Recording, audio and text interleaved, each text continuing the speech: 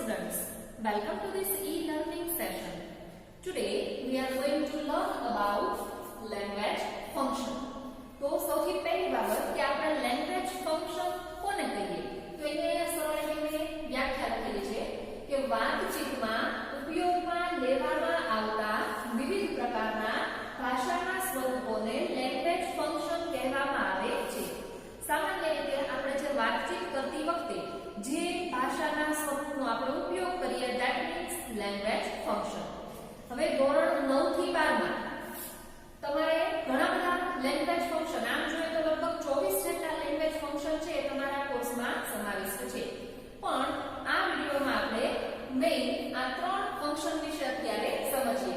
So our first function is describing person, second describing place અથવા તો location, and third one is describing thing. હવે describing person, તો person એટલે ખ્યાલ છે કે person એટલે વ્યક્તિ. તો describe એટલે વર્ણન કરવું, જે વાક્યમાં વ્યક્તિનું વર્ણન આપવામાં આવેલું હોય તો એ ફંક્શન એટલે આપણે સમજીશું કે describing person, જેમાં વ્યક્તિનું વર્ણન આપેલું હોય, એની કોઈ શારીરિક બાબતો છે અથવા તો એની કોઈ સ્વભાવગત બાબતો છે, એના વર્તનની બાબતો, એના દેખાવને લગતું કોઈ વર્ણન હોય તો આ તમામ પ્રકારનું વર્ણન કરતું વાક્ય that means describing person વાળું વાક્ય. હવે અહીં મેં ત્રણ શબ્દો લખેલા છે who, whom અને whose.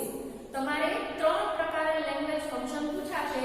એમાં જો who, whom કે whose શબ્દ તમે વાંચો તો સમજવાનું કે વાક્ય describing person એ લેંગ્વેજ ફંક્શન નું છે.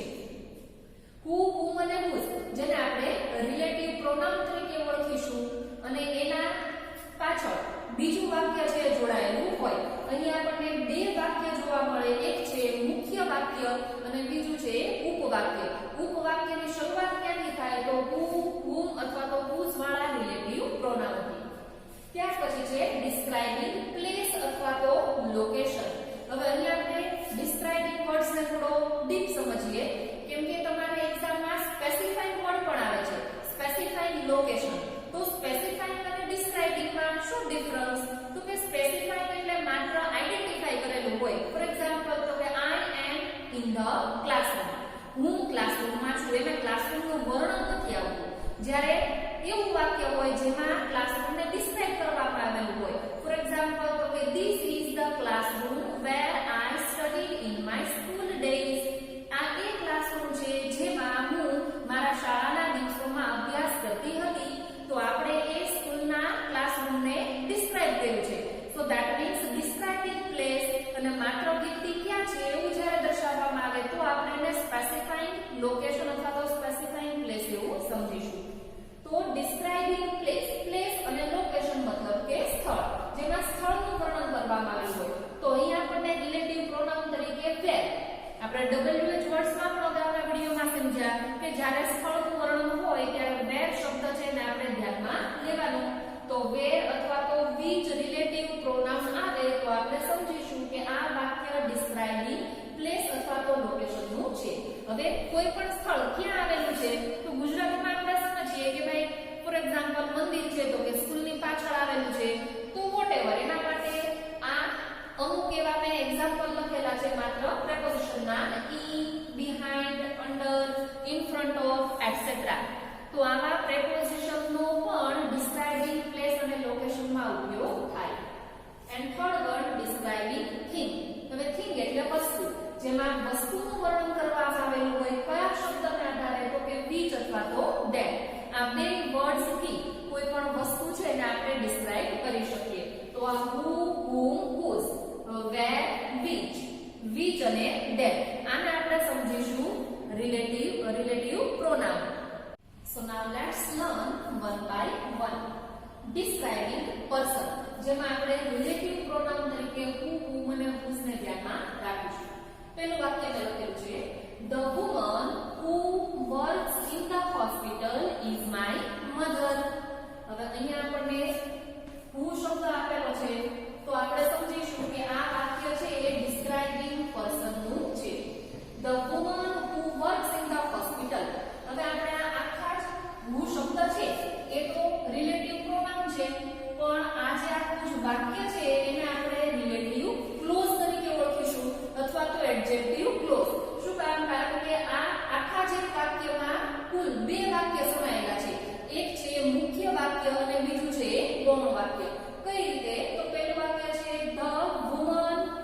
my mother. પહેલું વાક્ય.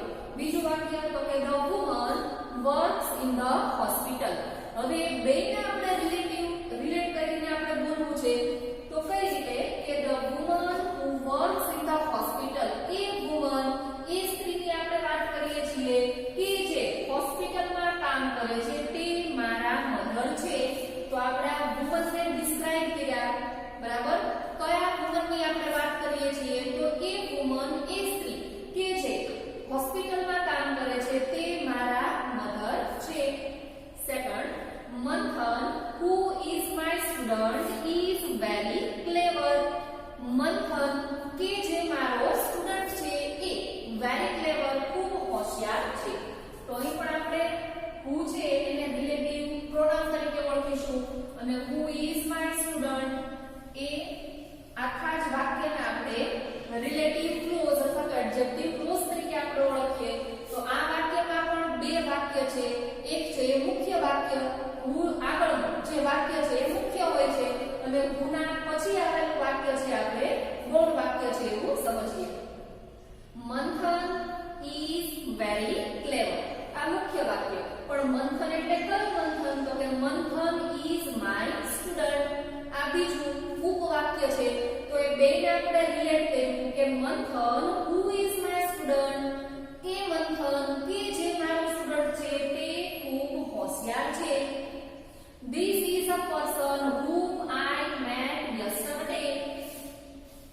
This is the person આ એ વ્યક્તિ છે કે જેને હું ગઈકાલે મળી હતી. કઈ વ્યક્તિ તો કે એ વ્યક્તિ. તો આપણે આ જે પર્સન છે એને ડિસ્ક્રાઇબ કરેલું છે. This is a person આ વ્યક્તિ છે નહીં, પણ આ કઈ વ્યક્તિ છે તો કે whom I met yesterday કે જેને who એટલે કે જે અને whom એટલે કે જેને. આ who, whom, whose આ બધા જ રિલેટિવ પ્રોનાઉન છે એને આપણે WH વર્ડ્સ વાળો જે વિડિયો અગાઉ આપણે સમજાય એમાં પણ આપણે એને ડિટેલમાં સમજ્યા છીએ. This is a person આ એ વ્યક્તિ છે whom I met yesterday કે જેને હું ગઈકાલે મળી હતી. The man whose TV show is popular is a doctor કે જેનો ટીવી શો. તો અહીંયા આપણે whose રિલેટિવ પ્રોનાઉન આવેલું છે. આપણે એ માણસની એ વ્યક્તિની આપણે વાત કરીએ છીએ whose TV show કે જેનો ટીવી શો ખૂબ પોપ્યુલર છે, ફેમસ છે, એ વ્યક્તિ ડોક્ટર છે. તો અહીં પણ આપણે બે વાક્ય સમજ્યા. The man is a doctor અને એનો ટીવી શો છે પોપ્યુલર છે. તો આ whose રિલેટિવ પ્રોનાઉન થી આપણે વાક્યને રિલેટ કર્યું અને આ વાક્યમાં ડિસ્ક્રાઇબિંગ પર્સન આ મેન વ્યક્તિ છે એને આપણે ડિસ્ક્રાઇબ કર્યો. Last one, this is the boy who got the first prize. This is the boy આ એ છોકરો છે who got કે જેને first prize મેળવ્યું હતું. who got the first prize. તો હવે તમને ખ્યાલ આવે કે એક્ઝામમાં તમારે આવા પ્રકારના જો વાક્ય હોય કે જેમાં ગુજરાતી કરતા તમને સમજાય કે આ વાક્યમાં પર્સનને મીન્સ કે કોઈ વ્યક્તિનું વર્ણન કરેલું છે, ડિસ્ક્રાઇબ કરેલો છે વ્યક્તિને, અને જો તમને who, whom અથવા તો whose જેવા રિલેટિવ પ્રોનાઉન જોવા મળે તો સમજીશું કે આ function that means describing person. આપણે સમજીએ describing place અથવા તો location જેમાં રિલેટિવ પ્રોનાઉનમાં where, which અથવા તો that નો ઉપયોગ થાય. Our house that we rented is on MG Road. Our house તો અત્યાર સુધી આપણે આગળ વ્યક્તિનું નામ આવતું હતું કારણ કે આપણે ડિસ્ક્રાઇબિંગ પર્સન ફંક્શન છે સમજતા હતા. તો હવે પ્લેસ અથવા તો લોકેશન આવશે. તો હાઉસ, હાઉસ એટલે ઘર, જે સ્થળ છે. Our house that we rented અમારું ઘર કે જે અમે રેન્ટ પર લીધું હતું. હવે રેન્ટ મતલબ કે ભાડે રાખ્યું હતું. એ ક્યાં આવેલું છે તો કે is on MG Road. એ ઘર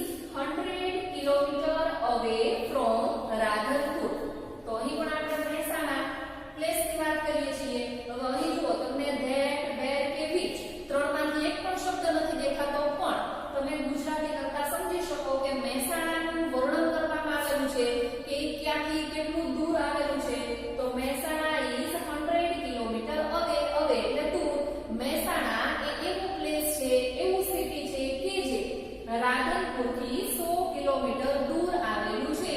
તો અહીં પણ આપણે મહેસાણા મતલબ કે સિટી મતલબ કે પ્લેસ ને ડિસ્ક્રાઇબ કરેલું છે. That means describing place.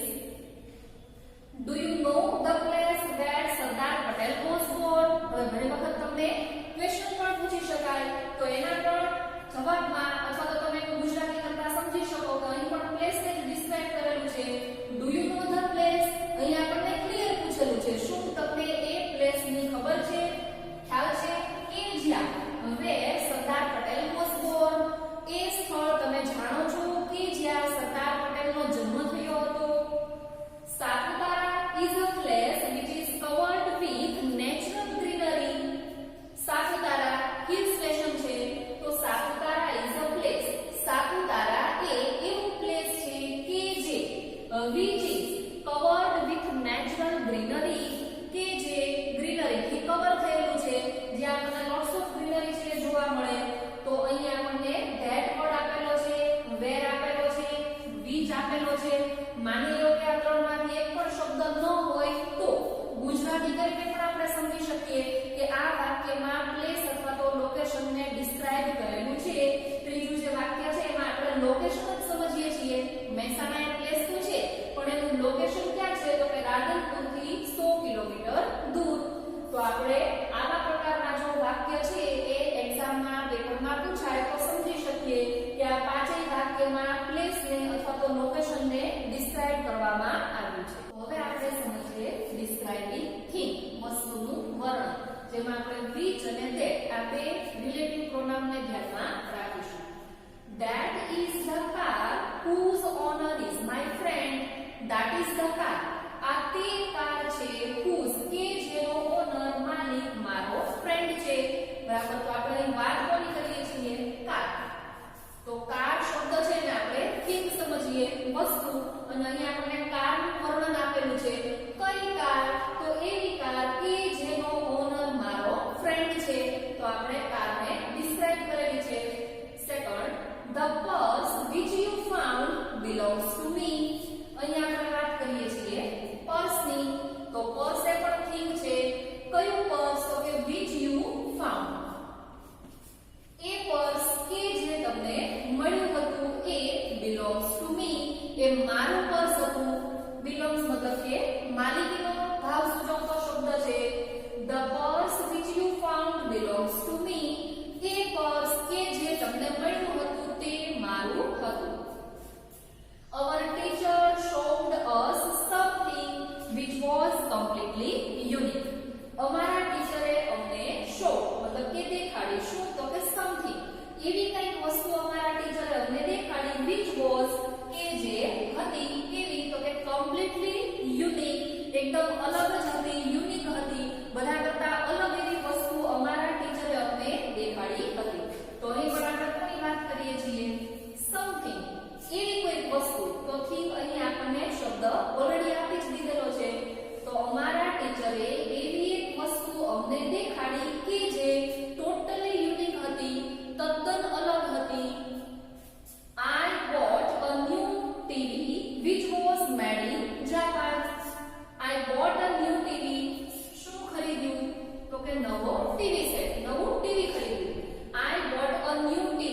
તો આપણે અહીં ટીવી વસ્તુને ડિસ્ક્રાઇબ કરીએ છીએ. કેવું ટીવી? તો કે which was made in Japan, કે જે ટીવી છે એ જાપાનમાં બનાવેલું છે. The box that you gave me was empty. અહીં આપણે વાત કરીએ છીએ બોક્સ મતલબ કે થિંગ. થિંગને આપણે ડિસ્ક્રાઇબ કરેલી છે. બોક્સનું અહીં આપણને વર્ણન આપેલું છે. એ બોક્સ કે જે તમે મને આપ્યું હતું તે કેવું હતું? તો કે was empty, ખાલી હતું. The box that you gave me was empty. A box કે જે તમે મને આપ્યું હતું તે ખાલી હતું. તો આપણે સમજ્યા કે whose, which, બરાબર. સમથિંગ પછી પણ આપણને which વર્ડ્સ આપેલો છે. અહીંયા પણ which આવેલું છે, that આવેલું છે. તો જે વાક્યમાં થિંગને મતલબ કે વસ્તુને ડિસ્ક્રાઇબ કરેલી હોય અને જેમાં તમને which અને that જેવા રિલેટિવ પ્રોનાઉન જોવા મળે તો આપણે સમજીશું કે આ function that means describing thing. આપણે describing person એના 5 વાક્યો સમજ્યા, describing place એના પણ આપણે 5 વાક્ય સમજ્યા અને 5 વાક્ય આપણે ડિસ્ક્રાઇબિંગ થિંગ ના સમજ્યા. હવે તમારે એક્ઝામમાં માની લો કે ધોરણ 10 ની આપણે વાત કરીએ તો 9 માર્કમાં પૂછાય. કઈ રીતે? તો સૌથી પહેલા મેચ ધ લેંગ્વેજ ફંક્શન, અથવા તો ધોરણ 11 હોય તો આઇડેન્ટિફાય ધ લેંગ્વેજ ફંક્શન. તમારે મેચ કરવાના છે એ અને બી. આવી રીતે તમને પાર્ટ આપેલા હોય, તમારે એ પાર્ટનું વાક્ય છે એ વાંચી અને એની સામે બી પાર્ટમાં કયું અપ્રોપ્રિએટ લેંગ્વેજ ફંક્શન છે એ તમારે ફાઇન્ડ આઉટ કરવાનું રહે. તો આપણે સમજીએ. પરેશભાઈ shop is near the railway station. હવે અહીંયા આપણે આ ત્રણ જ લેંગ્વેજ ફંક્શન અત્યારે ટાર્ગેટ કરીએ છીએ. જે ત્રણ ફંક્શન આપણે સમજ્યા છીએ તો એ જ ત્રણ ફંક્શનને આપણે મેચ ધ લેંગ્વેજ ફંક્શનમાં સમજીશું. પરેશભાઈની શોપ એ રેલવે સ્ટેશનની નિયર નજીક આવેલી છે. હવે તમે આ વાક્યમાં સમજ્યા કે વાત કોની કરવામાં આવેલી છે? પરેશભાઈની વાત છે તો ના, પરેશભાઈની શોપની વાત છે. હવે શોપ ક્યાં આવેલી છે એવું અહીંયા નિયર પ્રેપોઝિશન સાથે દર્શાવેલું છે. બરાબર? આ ત્રણ બાબતને તમારે સૌથી પહેલા ધ્યાનમાં લેવાની. તો એની સામે ડિસ્ક્રાઇબિંગ પર્સન.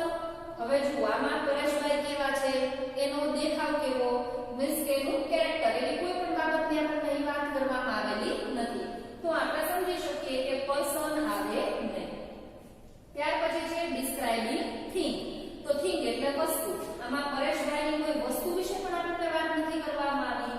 તો ત્રીજું એક જ ઓપ્શન જો ડિસ્ક્રાઇબિંગ પ્લેસ. પ્લેસ એટલે કે સ્થળ. તો અહીંયા પરેશભાઈની શોપનું આપણને વર્ણન કરવામાં આવેલું છે કે એની શોપ ક્યાં આવેલી છે તો કે નિયર ધ રેલવે સ્ટેશન. તો આ વાક્યમાં તમારે જવાબ આવે ડિસ્ક્રાઇબિંગ પ્લેસ. હવે ઘણી વખત વિદ્યાર્થીઓ શું કરે તો ડિસ્ક્રાઇબિંગ પ્લેસ સુધી આવી રીતે એરો છે લઈ જતા હોય તો આ રોંગ મેથડ છે. આવી રીતે તમારે એક્ઝામમાં લખવાનું નથી. તમારે ફરજિયાત આ એક કરીને આખું વાક્ય લખવાનું છે, એની સામે આખું જ ફંક્શન છે બરાબર કરીને લખવાનું છે.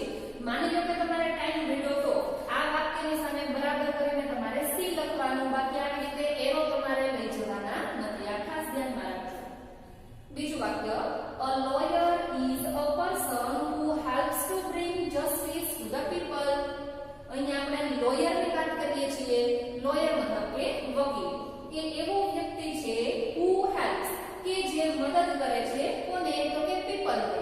શેના માટે મદદ કરે? to bring justice. તો justice એટલે ન્યાય. તો વકીલ એ એવી વ્યક્તિ છે કે જે લોકોને ન્યાય મેળવવામાં મદદરૂપ થાય છે. હવે પ્લેસ તો આપણે જોઈ લીધું છે એટલે આપણે નથી સમજતા. ડિસ્ક્રાઇબિંગ પર્સન અને ડિસ્ક્રાઇબિંગ થિંગ. તો ઓબ્વિયસ અહીં પર્સન વર્ડ્સ પણ આવેલો છે. આટલું પણ જો તમે નોટિસ કરો તો પણ તમને ખ્યાલ આવે કે આ વાક્યનો જવાબ ડિસ્ક્રાઇબિંગ પર્સન હોય. કયા પર્સનને આપણે ડિસ્ક્રાઇબ કર્યા? લોયર. બરાબર? વકીલ એનું આપણે વર્ણન કરેલું છે કે કેવી વ્યક્તિ છે તો કે જે લોકોને ન્યાય મેળવવામાં મદદરૂપ થાય છે. The holy book which you read is written by Ved Vyas. આપણે એ બુકની વાત કરીએ છીએ. હવે બુક એટલે સ્થળ નથી, પર્સન નથી. બરાબર? પર્સન, લોકેશન, પ્લેસ એવું કાંઈ નથી. તો બુક એ શું છે? થિંગ છે. બસ આટલી બાબત તમે સમજો તો પણ તમને મેચ ધ લેંગ્વેજ ફંક્શન છે એ સમજાય. હોલી એટલે પવિત્ર. આ એ પવિત્ર બુક છે, પુસ્તક છે which you read, જે તમે વાંચી રહ્યા છો, is written by Ved Vyas. આ એ પવિત્ર પુસ્તક છે જે તમે વાંચી રહ્યા છો તે વેદ વ્યાસ દ્વારા લખવામાં આવ્યું છે. તો અહીં બુક મતલબ કે આ થિંગને ડિસ્ક્રાઇબ કરવામાં આવેલી છે. તો એનો આન્સર આવે ડિસ્ક્રાઇબિંગ થિંગ. તો આવી રીતે તમારે 3 માર્કમાં એક્ઝામમાં પૂછાય મેચ ધ લેંગ્વેજ ફંક્શન. અથવા તો 11મા ધોરણમાં આઇડેન્ટિફાય ધ લેંગ્વેજ ફંક્શન. એમાં તમારે બ્રેકેટ આપેલો હોય. બ્રેકેટમાં તમારે જેવી રીતે અહીંયા બી પાર્ટના આન્સર આપેલા છે તમારે બ્રેકેટમાં આપેલા હોય અને નીચે તમારે 3 સેન્ટેન્સ આપેલા હોય. તો કયા સેન્ટેન્સનો જવાબ બ્રેકેટમાં કયું ફંક્શન આવે એ તમારે આઇડેન્ટિફાઈ કરવાનું. તો એક આપણે સમજ્યા મેચ ધ લેંગ્વેજ ફંક્શન. અને બીજી રીતે પૂછાય છે complete the dialogue.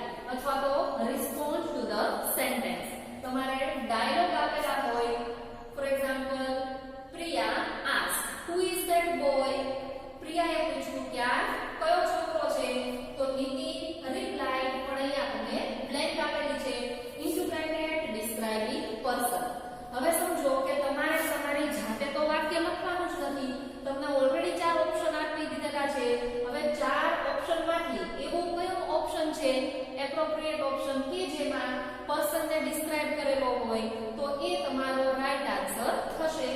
Who is that boy? આ બોય કયો છે? Who is that boy? આ કોણ છે? તો ફર્સ્ટ આપેલું છે લેટ્સ મીટ હિમ. ચાલો આપણે તેને મળીએ. તો મળવાની વાત આવે એમાં કઈ પર્સન ને ડિસ્ક્રાઇબ કરેલું હોય એવું આપણને લાગતું નથી. Second, I know him quite well. હું એને સારી રીતે જાણું છું. His name is Amar. એનું નામ અમર છે. That is the boy whose father is a principal. આ એ બોય છે, એ છોકરો છે કે જેના ફાધર પ્રિન્સિપાલ છે. હવે પહેલી બાબત તમારે પર્સનને ડિસ્ક્રાઇબ કરતું વાક્ય શોધવાનું હતું. પ્લસ તમે અહીં whose શબ્દ પણ વાંચો તો યાદ કરવાનું કે ડિસ્ક્રાઇબિંગ પર્સનમાં આપણે who અને whose આ ત્રણ રિલેટિવ પ્રોનાઉનને આપણે સમજ્યા હતા. તો તમે હવે સમજી શકો કે આ ત્રણમાંથી એક પણ ઓપ્શન આપણને એપ્રોપ્રિએટ નથી લાગતો. સો our right answer is D. Who is that boy? તો કે that is the boy. આ તે છોકરો છે જેના ફાધર પ્રિન્સિપાલ છે. ચાર ઓપ્શનમાંથી તમારે પ્રોપર ઓપ્શન છે સિલેક્ટ કરવાનો. Second, where is the Narmada park located? Narmada park ક્યાં આવેલો છે? લોકેટેડ મતલબ કે સ્થળનું આપણને વર્ણન કરવાનું છે, એનું સ્થાન એ આપણે દર્શાવવાનું છે, આઈડેન્ટિફાઈ કરવાનું છે. તો where is the Narmada park located? તો દિવ્યાજી એને આન્સર આપે છે. અહીં આપણે બોલનારનું નામ લખવાનું બાકી રહી ગયું છે. માની લો કે આપણે સમજીએ કાવ્યા. કાવ્યા asks, where is the Narmada park located? તો દિવ્યા એને આન્સર આપે છે but blank into bracket describing location. તો પહેલો ઓપ્શન છે I don't know about the park. મને પાર્ક વિશે કાંઈ ખબર છે નહીં. તો સ્વાભાવિક કે આ ઓપ્શન તો એના આન્સરમાં આવે જ નહીં. Second, it is one of the most popular park. આ પાર્કનું લોકેશન આપણે નથી દેખાડેલું પણ આપણે શું કીધું કે આ one of the most popular park છે. હવે one of the most આવે એ મોટે ભાગે ડિગ્રીને લગતી બાબત થઈ તો એ પણ આપણે અત્યારે સ્ટેન્ડ બાય રાખીએ. ત્યાર પછી it is near the Neelkantheshwar temple. Narmada park ક્યાં લોકેટેડ છે? તો કે near the નીલકંઠેશ્વર ટેમ્પલ. આ નર્મદા પાર્ક નીલકંઠેશ્વર મંદિરથી નજીક આવેલો છે. it is better than the most other places. most other places બીજા બધા પ્લેસ કરતા આ પ્લેસ છે બેટર છે, વધારે સારું છે.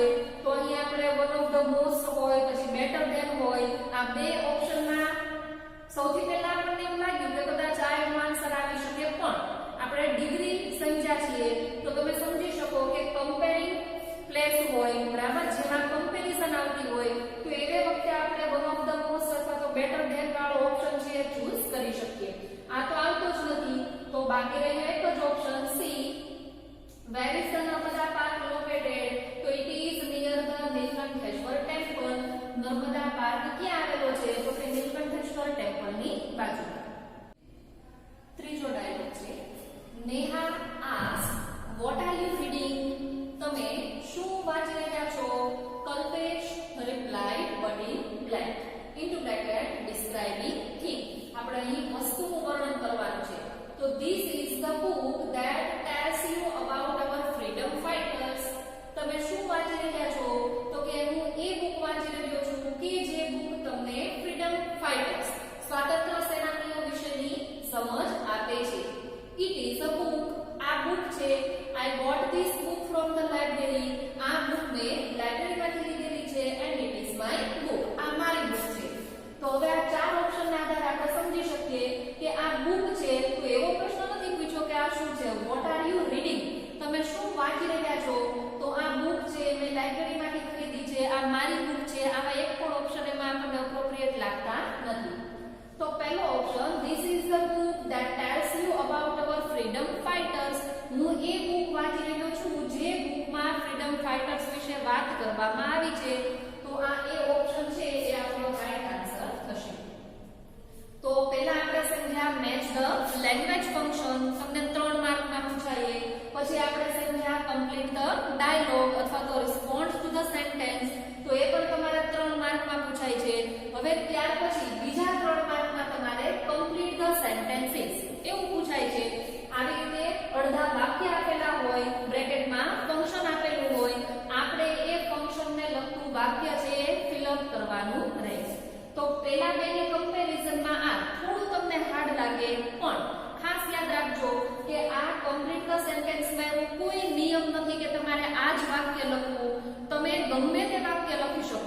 બરાબર. કન્ડિશન એક જ કે એમાં જે આપણે લેંગ્વેજ એલિમેન્ટ્સ મતલબ કે જે આપણે રિલેટિવ પ્રોનાઉન સમજાતા એ તમારા વાક્યમાં આવવા જોઈએ પ્લસ મિનિંગ અથવા તો એની ગુજરાતી કરતા પર્સનને ડિસ્ક્રાઇબ કરવામાં આવે છે પ્લેસને કે થિંગને એ થોડી આપણને સમજ આવવી જોઈએ.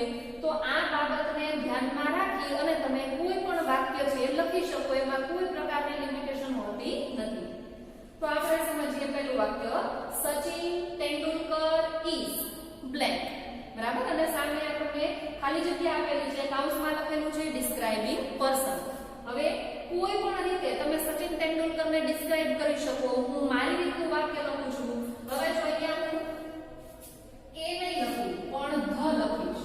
આ બાબતને ખાસ ધ્યાનમાં રાખજો. શું કામ? કારણ કે આપણે સ્પેસિફિક પર્સનની વાત કરીએ છીએ. આપણે કયા ચોક્કસ વ્યક્તિની વાત કરીએ તો કે સચિન તેંડુલકર, એટલા માટે મેં ધ શબ્દ લખેલો છે આર્ટિકલ.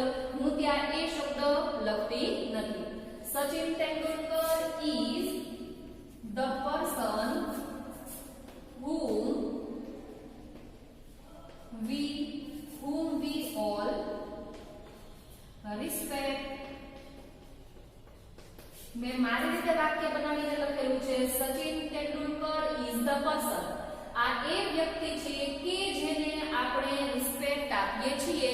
તો અહીં આપણે ડિસ્ક્રાઇબ કર્યું. કોને ડિસ્ક્રાઇબ કર્યું આપણે? તો કે પર્સનને. કયા પર્સનને? તો કે સચિન તેંડુલકરને. તમે કોઈ પણ વાક્ય છે અહીં લખી શકો. બીજું છે the bat blank into bracket describing thing.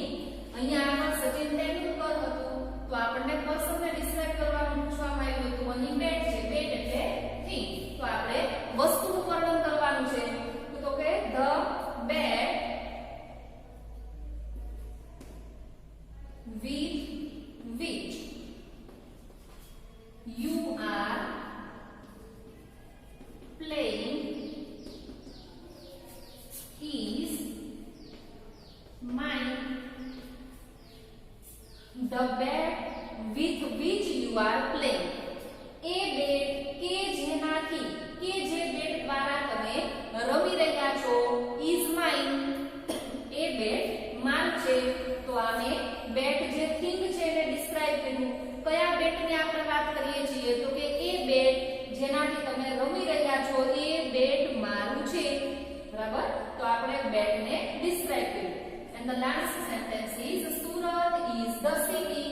હવે સિટી શબ્દ આવ્યો તેથી આપણે પ્લેસ એવું સમજ્યા અને આપણે એ પ્લેસને ડિસ્ક્રાઇબ કરવાનું છે. આપણે સુરત સિટીને ડિસ્ક્રાઇબ કરવાનું છે. તમે કોઈ પણ વાક્ય લખી શકો. હું અહીં એકદમ સિમ્પલ એવું વાક્ય લખું છું કે સુરત ઇઝ ધ સિટી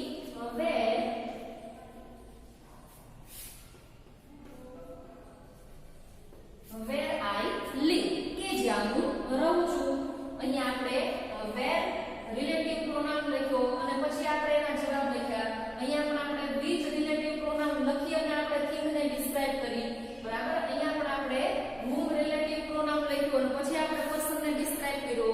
તો આવી નાની નાની બાબતો છે એને તમારે ધ્યાનમાં રાખવાની. હવે મેં તમને કીધું એમ કે આમાં કોઈ પણ વ્યક્તિ માની લો કે એવું કોઈ વાક્ય લખે કે Surat is the city which is famous as diamond city. તો પણ વાક્ય એનું સાચું આવી શકે. પણ કન્ડિશન એક જ કે તમારે જે લેંગ્વેજ ફંક્શન છે એને ધ્યાનમાં રાખી અને તમારે જે આપણા લેંગ્વેજ એલિમેન્ટ્સ છે એનો ઉપયોગ કરી અને આ કમ્પ્લીટ ધ સેન્ટેન્સ છે લખવાના રહે. તો આપણે આ વિડિયોમાં ડિસ્ક્રાઇબિંગ પર્સન સમજ્યા, ડિસ્ક્રાઇબિંગ પ્લેસ અને ડિસ્ક્રાઇબિંગ થિંગ. આ ત્રણ બાબત આપણે સમજ્યા. એક્ઝામમાં કઈ ત્રણ પ્રકારે પૂછાય? તો કે match the language function, complete the dialogue અથવા તો રિસ્પોન્ડ ટુ ધ સેન્ટેન્સ અને કમ્પ્લીટ ધ સેન્ટેન્સીસ. તો આશા રાખું છું કે તમને આ ફંક્શન છે સમજાયા હશે.